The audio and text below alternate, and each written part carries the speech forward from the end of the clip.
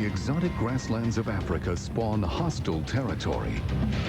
Predators dominate. The great savanna cats, shrewd and powerful, enforce a war of survival.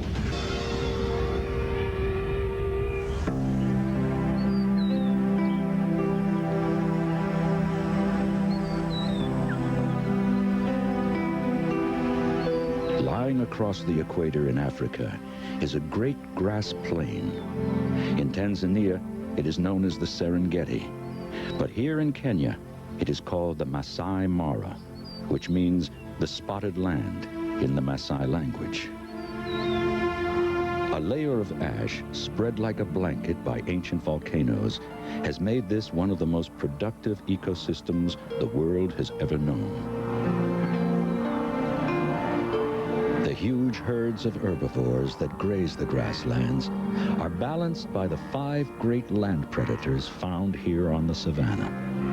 3 of these carnivores are members of a single family, the cats. The dense bush and tall trees of the riverine forest are home to Africa's largest spotted cat, the leopard. The leopard is the most versatile of the cats. It prefers woodland, where there are tall trees and thickets.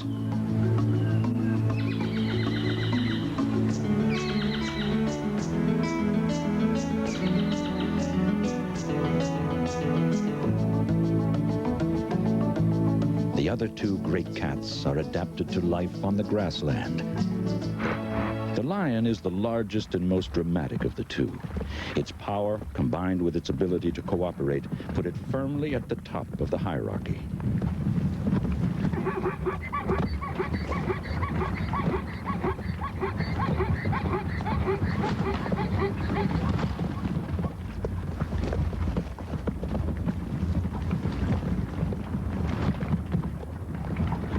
The cheetah is the essence of grace and elegance.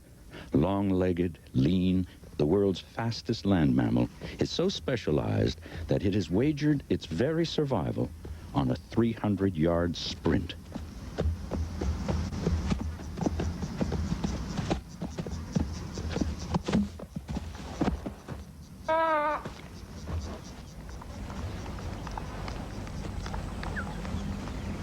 This cheetah has just given birth to 4 cubs. A high of 8 has been recorded, but 4 is the average. Females can produce their first litter at 2 years old, and thereafter every 21 to 24 months. In its quest for speed, the cheetah has forfeited the weapons to defend its young, and 50% of all cubs are killed within the first 3 months. The upper part of a cub's body is covered in a smoky gray mantle of long hair that helps with camouflage.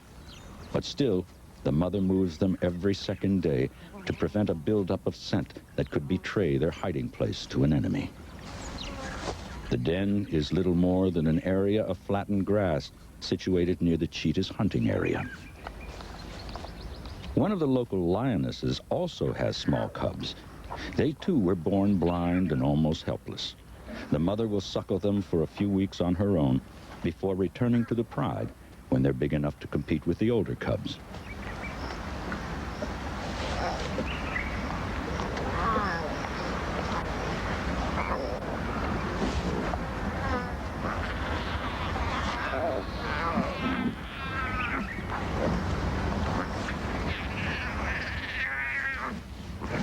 Nearby in the grassland, another mother has given birth.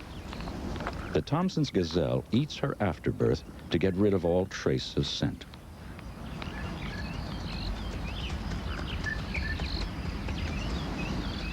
The young fawn is well camouflaged, so for the first 2 weeks of its life, it will hide while the doe grazes nearby.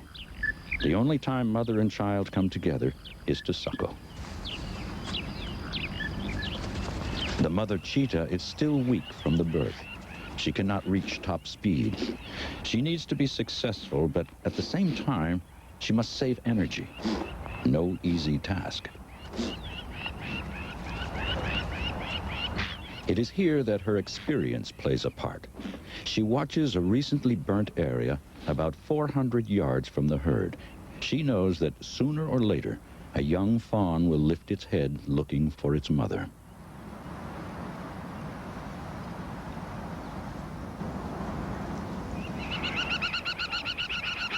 The long vision of the cheetah is legendary, and she can spot a fawn from as far away as a quarter mile.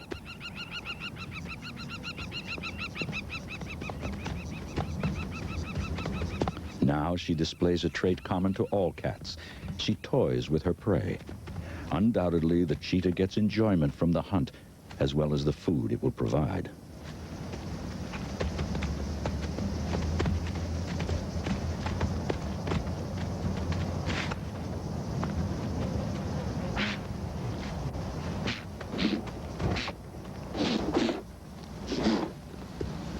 A gazelle fawn is ideal prey for the nursing mother. Small and easily caught, it can be carried to the shelter of a bush where it will not attract the attention of vultures that might bring unwanted predators near to where the cubs are hidden.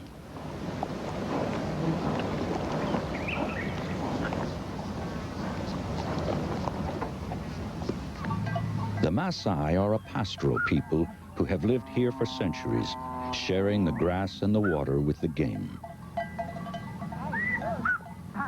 The mother cheetah watches them with a wary eye, but as long as she leaves their stock alone, she will be in no danger. On the other side of the Maasai, the lions watch the herd of cattle. They too have learned from past experience that to attack the cattle will mean death at the hands of the tribesmen.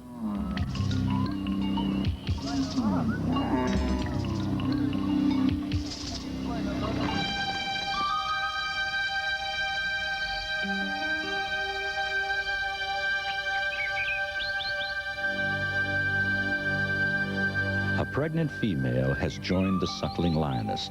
Within days, she too will give birth, and the cubs can be raised together.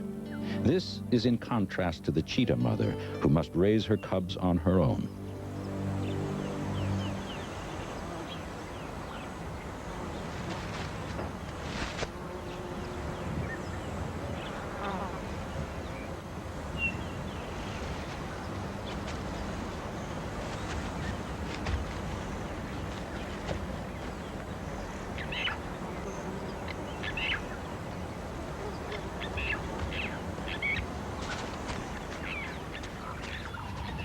The mother has managed to move her cubs into a patch of bush which has survived the fire. All 4 cubs are alive, but now she must move them again to a less exposed den site in taller grass with more cover. By chance, the hunting lioness has chosen to hunt through the same bush as the mother cheetah and her cubs. She will kill all the cubs if she can find them.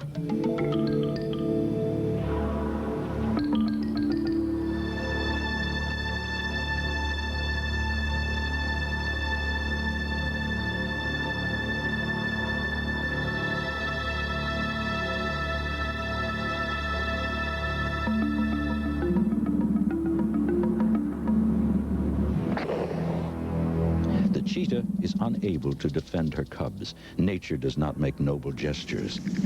The survival of one fertile, experienced female cheetah is more important than 4 expendable cubs. The mother tries to decoy the lioness, but the lioness instincts tell her that the cubs are nearby.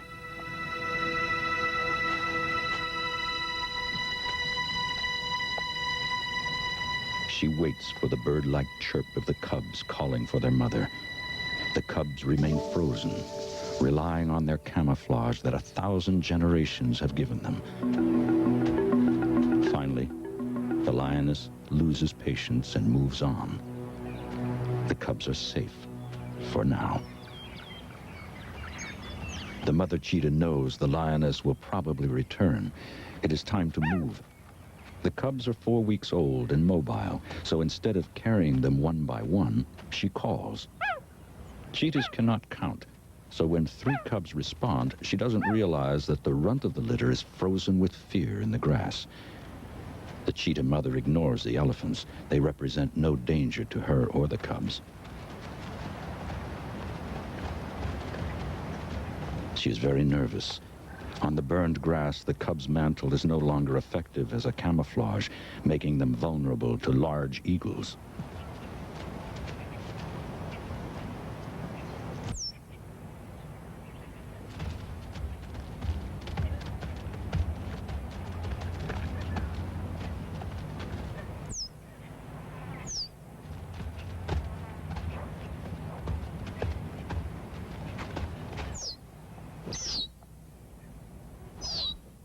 When she finally hears the distress call, she hesitates. She's worried about leaving the rest of the litter, even though she's making the move in the heat of the day when most predators are not active.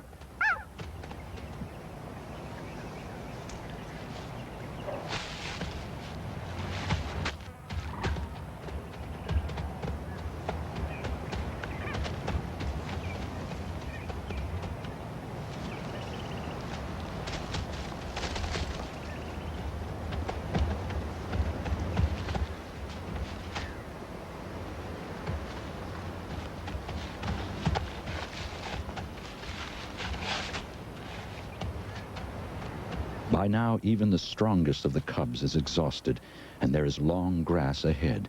She will have to carry them one at a time.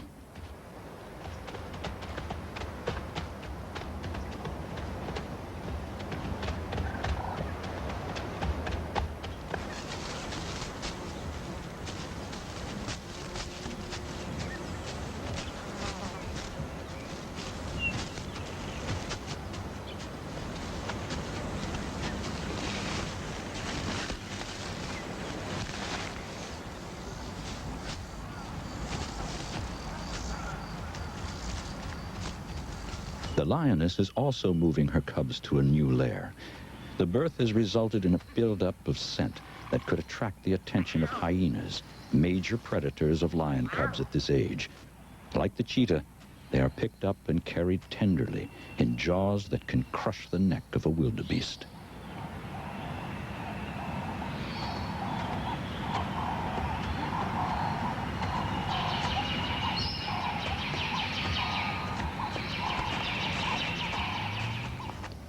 The cheetah cub's father and his brother are litter mates. They are the dominant males of the area. Together, they mark and remark their territorial boundaries. At the same time, they search for chemical messages that tell them a female is coming into estrus. Cheetahs are generally thought to live alone, and while this is true among the females, about 60% of the males form lifelong coalitions of 2 or even 3 individuals. Marking is sometimes carried out on top of termite mounds or up trees where the breeze can spread the scent further.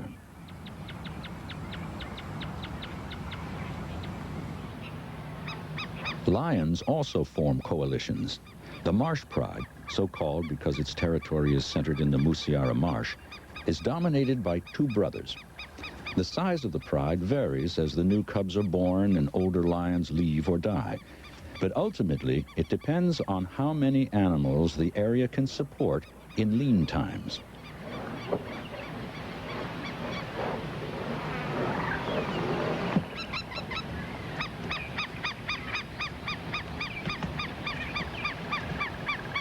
Dominant males do not hold the territory for long. 2 years is a good tenure, and longer than 4 is exceptional. Single cheetahs hunt every 2nd or 3rd day, but our nursing mother is forced to feed more often. Buffaloes are the largest of the grazers that live on the plains, and they are far beyond the cheetah's prey range. She's not interested. But the lions are.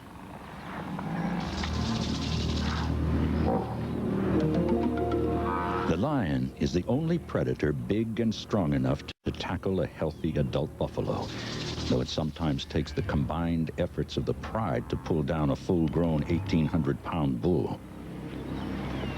The lionesses move in on a broad front, hoping to isolate and surround the single animal. But an overeager subadult male rushes ahead and spoils the attack. Unknown to the cheetah, the buffalo are stampeding through the area where her cubs are hidden.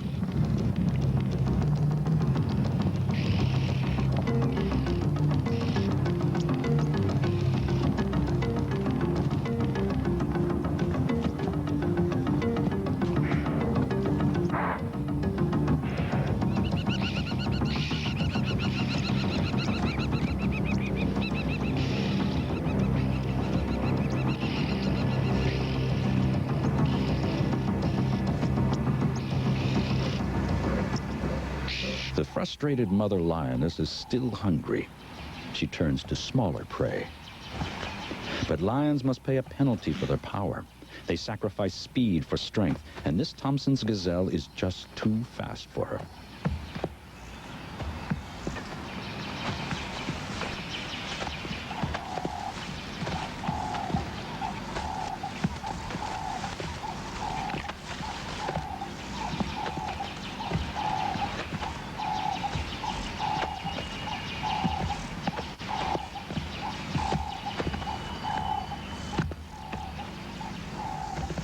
The Thompson's gazelle is the second fastest animal on the grasslands. Only a cheetah can outsprint it.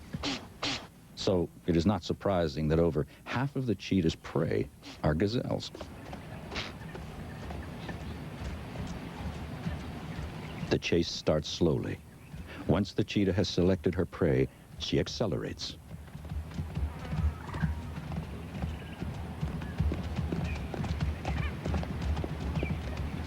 The gazelle has a top speed of 50 miles per hour. The cheetah peaks at 70. But the gazelle does have one advantage: stamina. If it can stay ahead for 300 yards, it will get away. To sustain its great speed, the cheetah's body needs massive amounts of oxygen. It has large lungs and wide nostrils. It can also raise its normal breathing rate from 16 breaths per minute to up to 156. But its weakness lies in its inability to get rid of heat fast enough. And if it keeps running for too long, it can overheat and die.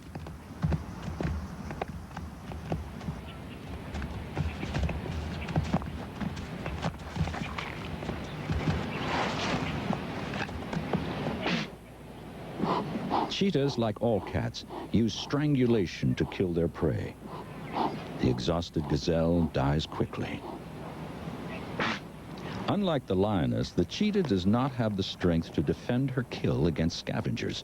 Instead, she concentrates on getting as much food as she can in the shortest time.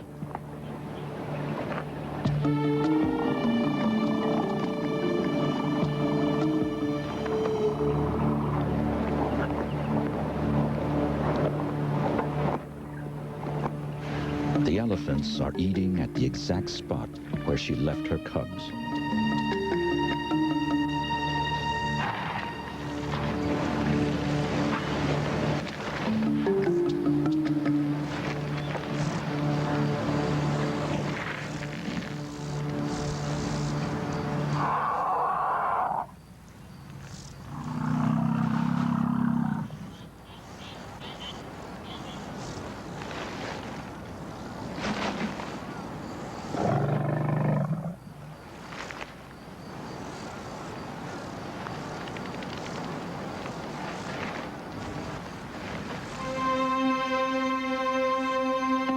In this case, the cub's instinct to freeze in the grass has been fatal.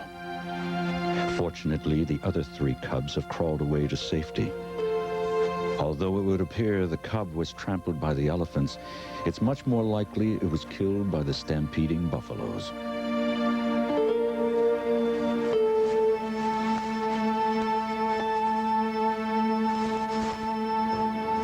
At first, the mother cannot believe her cub is dead. Then, an interesting thing happens. She eats the tiny carcass.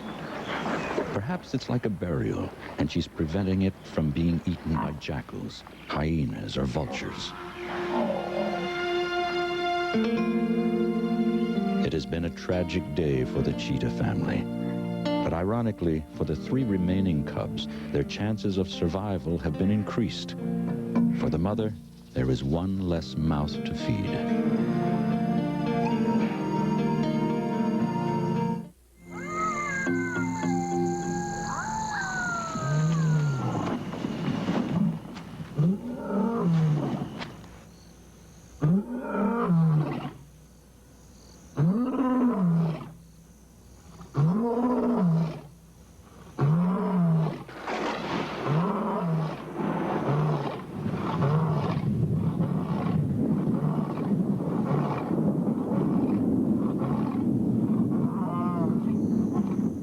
contrast to the cheetahs, the lions are active at night. The dominant males are patrolling and marking their territory.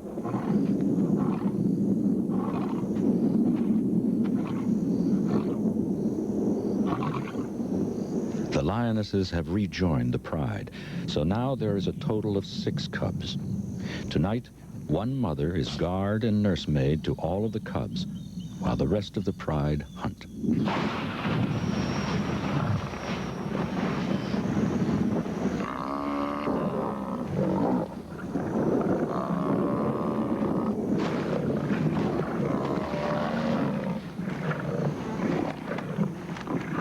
With the help of darkness and cooperation, the pride has succeeded where they failed individually in daylight.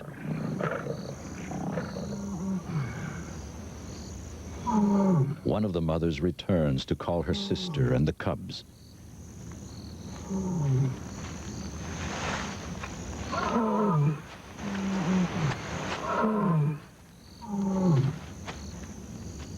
Hungry lions are very aggressive, and cubs are often killed in the feeding frenzy. But tonight, there's enough meat on the buffalo to satisfy the whole pride. Lion cubs start eating solid food soon after they get their milk teeth at 4 weeks. However, they will not be completely weaned until they're between 7 and 10 months old.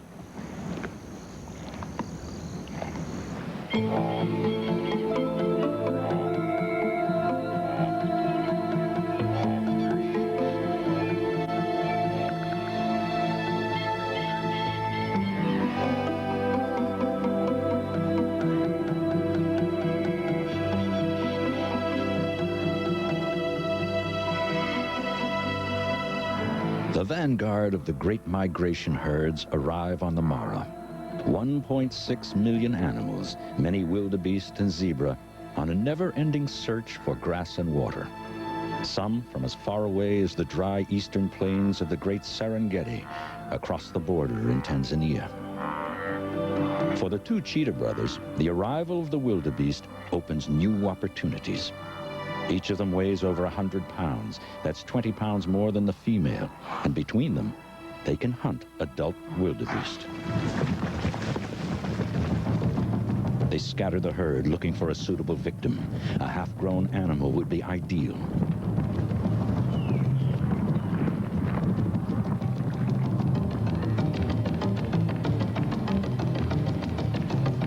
They target a young animal and increase speed.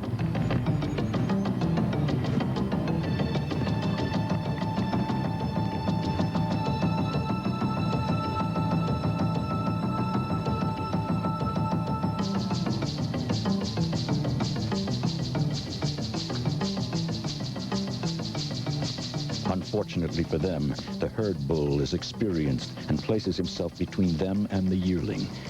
It would never use this defensive technique against lions.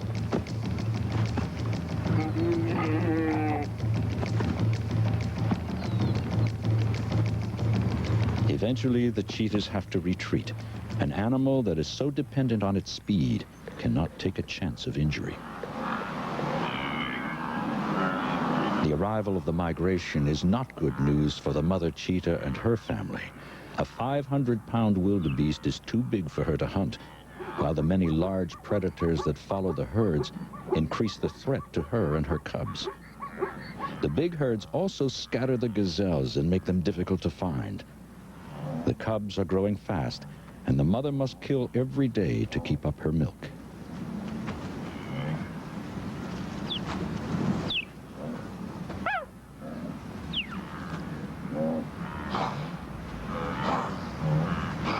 Wildebeest must drink at least every other day, but they are wary of the water hole, for bitter experience has taught them that danger often lurks in ambush.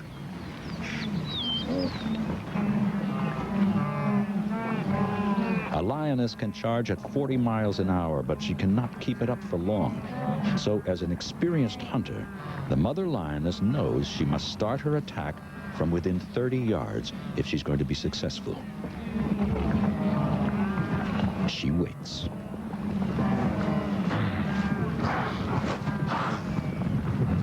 Now Now, the sheer number of wildebeest is a disadvantage. They impede each other in the confusion.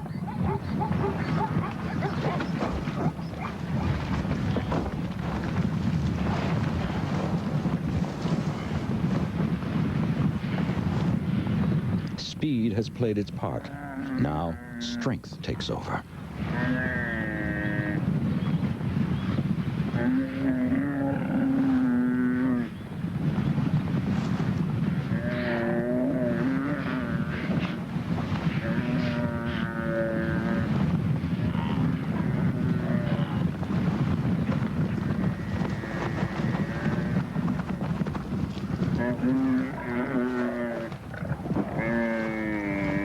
Experience has taught the mother cheetah that impalas are often found where the bush fringes the grasslands. Some unseen and unheard signal warns the cubs to stay behind and allow her to hunt.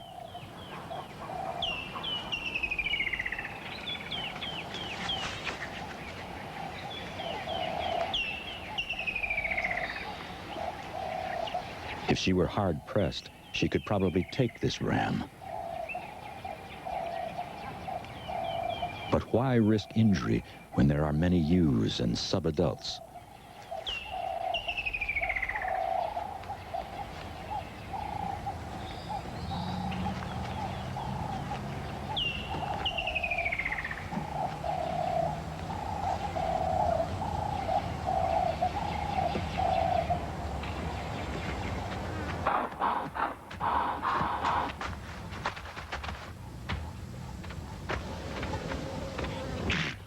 The impala tries a technique called starting. By kicking its back legs, it indicates to the cheetah that it is fit and healthy and difficult to catch.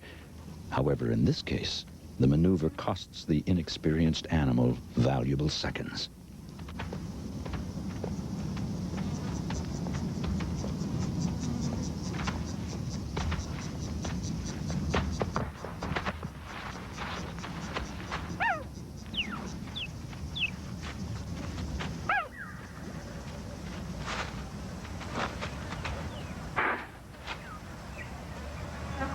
The mother keeps watch until the cubs have had their fill before she feeds.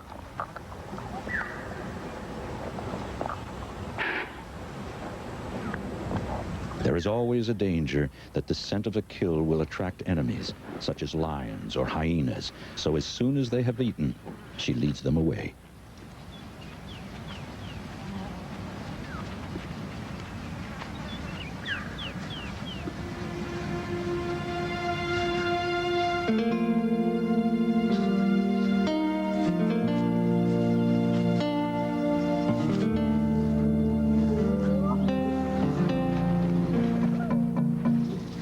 The lion pride is also doing well.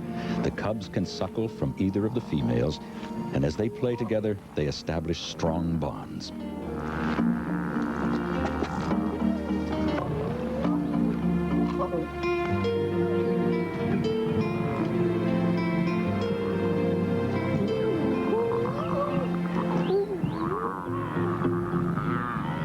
The great herds mean that there is no shortage of food. The birth of the cubs has been timed to perfection. The fact that there are many animals does not always mean that the hunting will be simple. Many ears and eyes are tuned to detecting stalking lions. But the mothers are experienced and successful hunters. Here, they cooperate to outwit the prey. One moves out in full view of the herd, while the other takes up a position behind.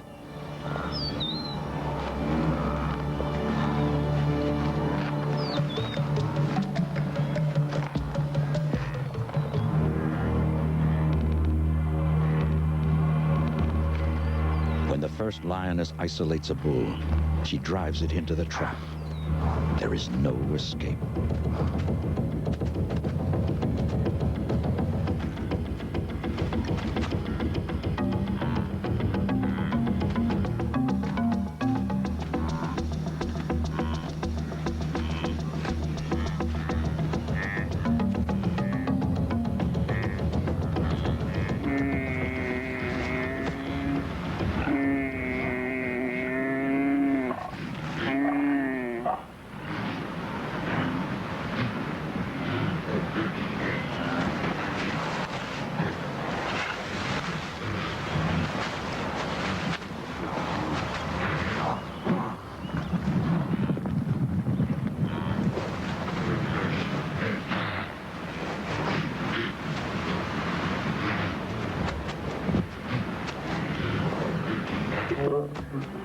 Lions can be very affectionate.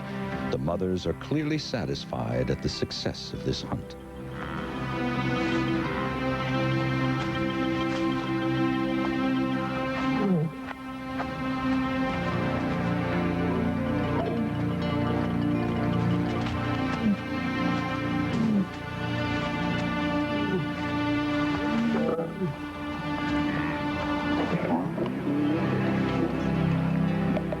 Only when the male is well fed will the cubs join him on the kill.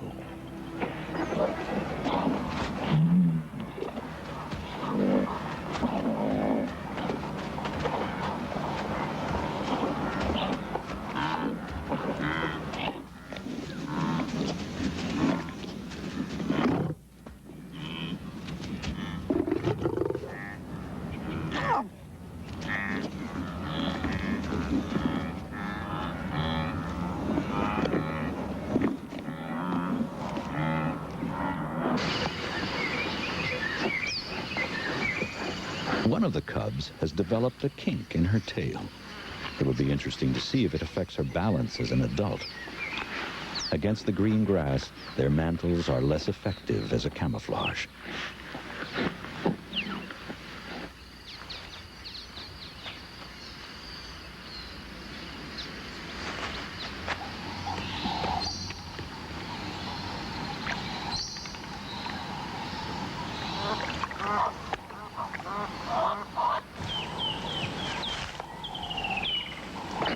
It is well known that of all the big cats, the cheetah spends more time teaching its young to hunt. Now the mother is preparing them for the day when she must leave them. So when one of them stumbles on a young impala, she watches but does not interfere. The cubs find the fleeing impala irresistible, but the method of killing has to be learned.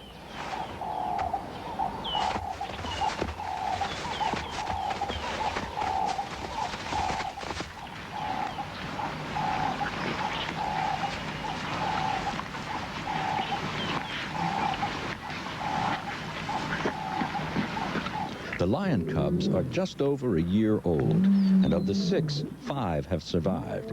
This is well above normal. On average, 7 out of 10 die.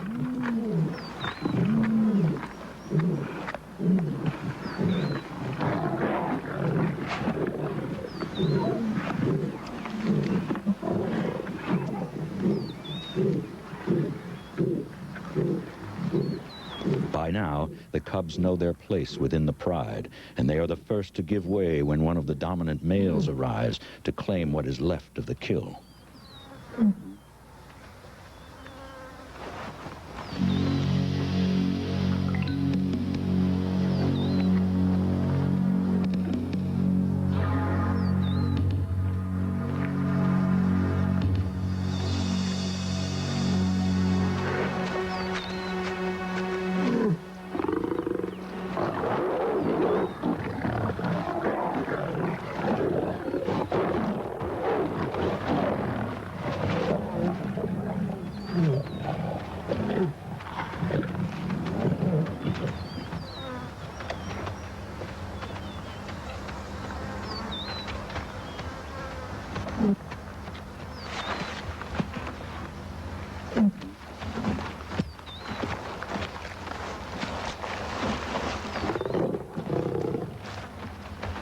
The cheetah cubs are now 18 months old.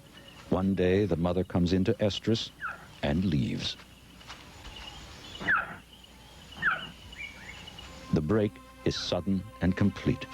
She simply walks away, abandoning the kinky-tailed cub and her brothers. From now on, they're on their own, and they will have to fend for themselves. The female sets off in search of a mate. Since cheetah territories can extend for hundreds of square miles, locating a suitable male can be a problem. She starts by leaving chemical messages advertising her condition. These brothers soon pick up the scent, and they respond by also scent-marking prominent positions.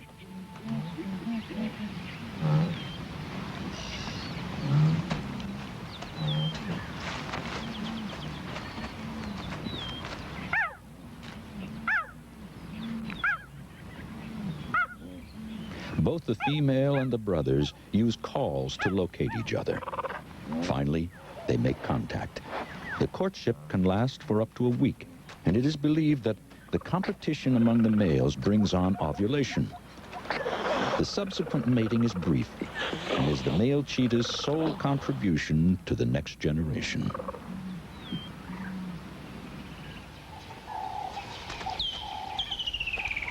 Pangs of hunger soon sharpen the cub's hunting skills.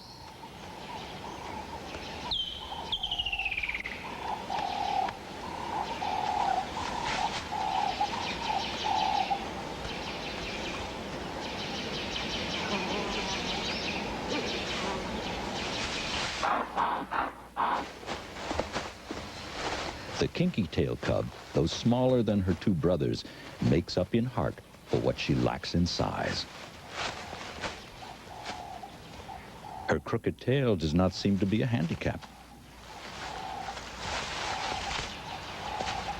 The kill is a cooperative, untidy, and brutal affair. But it does bring three hungry cheetahs much-needed meat and opens the door to their independence.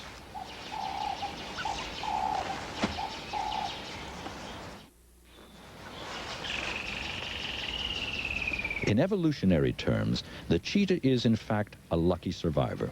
Its limited gene base reveals that it came very close to extinction. The resulting inbreeding creates a danger of abnormalities. The king cheetah is the result of a recessive gene that produces this exquisite coloring. One day, the kinky-tailed cheetah will also come into estrus and the litter will break up. She will leave to learn the methods of motherhood. And it will be interesting to see if any of her offspring have crooked tails. The two brothers will go off to look for a territory of their own and introduce their genes into the system as their father has done. But they still have a lot to learn. Making a kill is one thing, defending it is another. From its position high in the trees, the female leopard hears the kill. She moves in to investigate.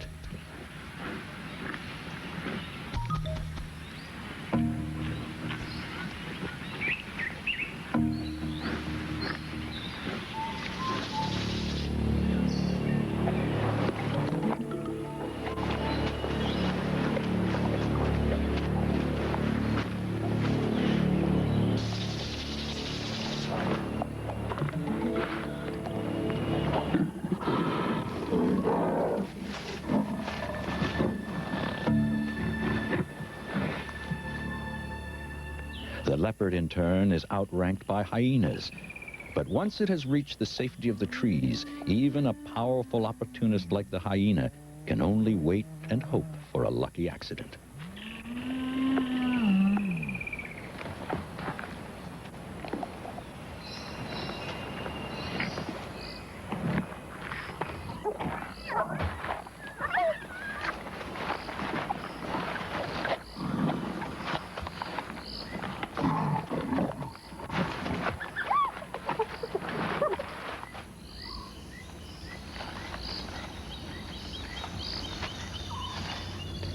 It has been nearly 2 years since the mother lioness gave birth, and now it is time for her to mate again. Although male lions are very jealous of any outside sexual competition, where a pride is dominated by several males, they seem to share the females on a first-come, first-served basis. And over the next 4 days, she will mate an incredible 140 times.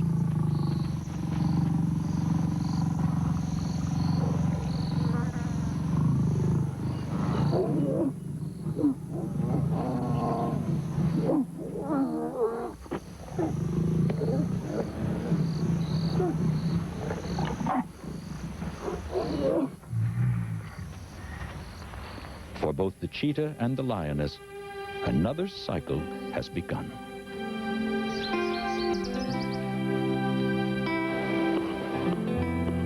But what kind of world will the next generation be born into? Can they survive the assault of humankind's exploding population? Will the vast herds still be there to make their annual migration? To the east of the Mara, humans have already sacrificed the diversity of a wild system and gambled on one exotic grass: wheat. Tractors have replaced elephants. Fences have replaced natural barriers. But it is not only the cheetah and wildlife that have lost out. These were valuable grazing lands for the Maasai. Now, their cattle must graze areas that previously were rested under their rotational grazing system.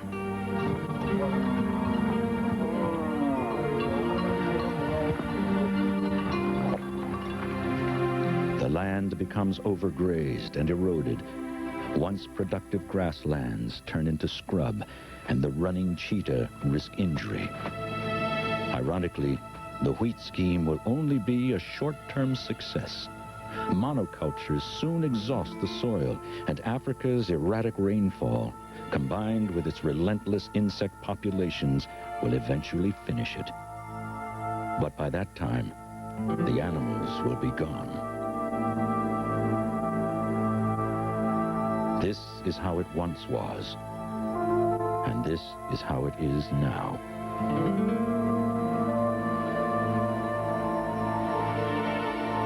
Undoubtedly, the wildlife's future is in the hands of human beings.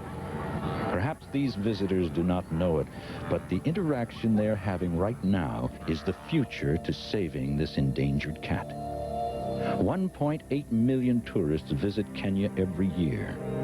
Westerners will, it is estimated, spend $40 billion in Africa by the turn of the century. Their reason for visiting the continent is the drama of life in the wild. The lion and the cheetah are its stars. But as more and more land is appropriated for misguided agricultural schemes, the national game parks will become overcrowded.